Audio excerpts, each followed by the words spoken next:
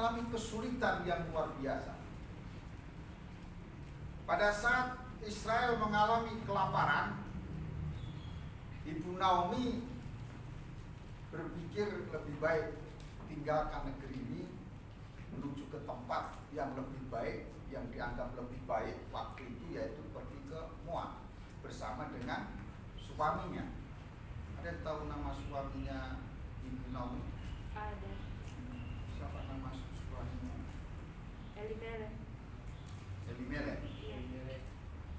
Nah, jadi Ibu Naomi dan Pak Elimelek akhirnya ambil keputusan, ayolah kita tinggalkan negeri ini, kita pergi ke Moab. Diajaklah dua anaknya. Akhirnya satu keluarga 4 orang bersama-sama meninggalkan Israel menuju ke Moab yang dianggap sana makmur karena Israel sedang mengalami kelaparan. Tetapi apa yang terjadi, Bapak Ibu Saudara yang dikasihi Tuhan? Yang terjadi setelah sampai di Moab, malah petaka, kesusahan besar menimpa Ibu Naomi ini. Karena apa? Karena suaminya meninggal. Anaknya dua-duanya juga akhirnya meninggal. Dan ini merupakan masalah yang begitu berat bagi seorang Ibu Naomi. Masalah yang seolah-olah ini sudah tidak ada lagi harapan hidup yang lebih baik. Karena orang-orang terdekat, orang-orang yang disayangi sudah nggak ada lagi. Mau bertumbuh kepada siapa hidup ini? Anak sudah nggak ada, suami sudah tidak ada. Kesulitan besar dialami dalam hidupnya. Nah, mungkin di tahun 2021 kemarin juga kita banyak mengalami berbagai macam kesulitan. Banyak mengalami problem, banyak mengalami kesulitan, banyak mengalami hal-hal yang membuat kita kurang nyaman menjalani hidup. Sehingga mungkin saudara-saudara juga kalau umpamanya seperti di Alkitab mengatakan seperti Ibu Naomi ini, dengan tangan yang penuh aku pergi, tapi akhirnya seolah nggak ada apa-apa. Kesulitan besar, masalah besar dialami. Nah, apapun yang menjadi persoalan masalah yang dihadapi kita tahun 2021, pasti ada satu titik di mana itu mesti kita syukuri. Nah, maksudnya apa? Maksudnya marilah kita mensyukuri dengan apa yang masih ada. Jangan meniadakan sesuatu yang tidak ada dengan sesuatu yang masih ada. Jangan meniadakan sesuatu yang sudah tidak ada dengan sesuatu yang masih ada. Sesuatu apa yang sudah tidak ada? Kalau Naomi yang sudah tidak ada lah suami, anak-anak sudah tidak ada.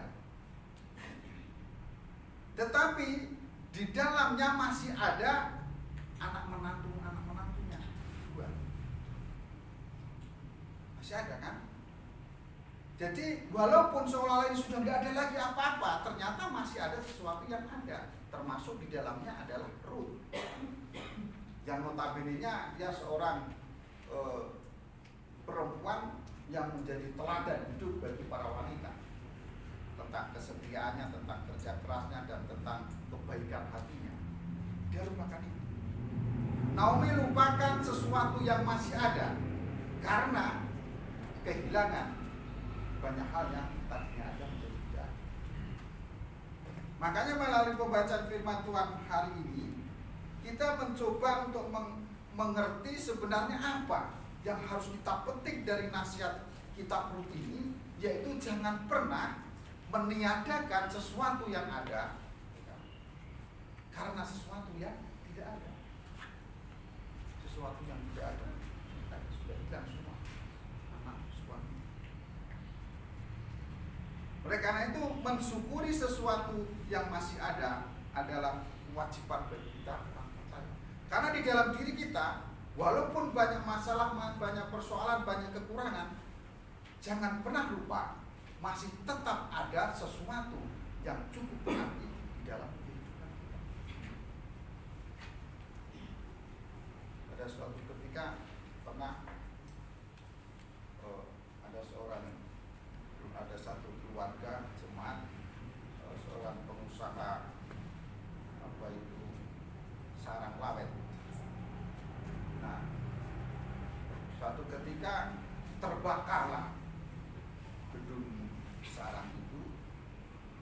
juga dengan harta yang ada di dalamnya.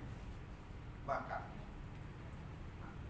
karena keadaan yang sangat sulit, semua kebakar seisi rumah dan juga usahanya itu, akhirnya pendeta bisa datang memberi kebutuhan.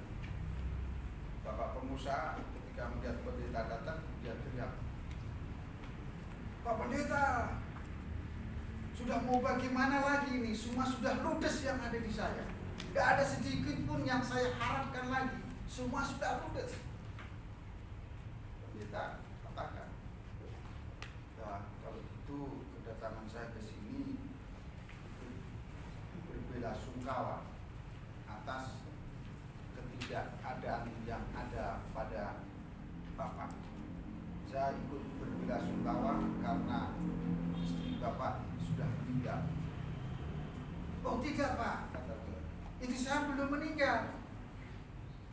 "Oh, kalau itu saya juga ikut berbelasungkawa karena anak-anak Bapak sudah meninggal." "Oh enggak, anak-anak saya juga masih hidup." "Lah, kan Bapak bilang semua sudah ludes, tidak ada satu pun. Berarti istri dan anak tidak ikut ludes?" "Enggak, Pak." Artinya apa? Artinya banyak hal bisa saja yang tadinya ada menjadi tidak ada.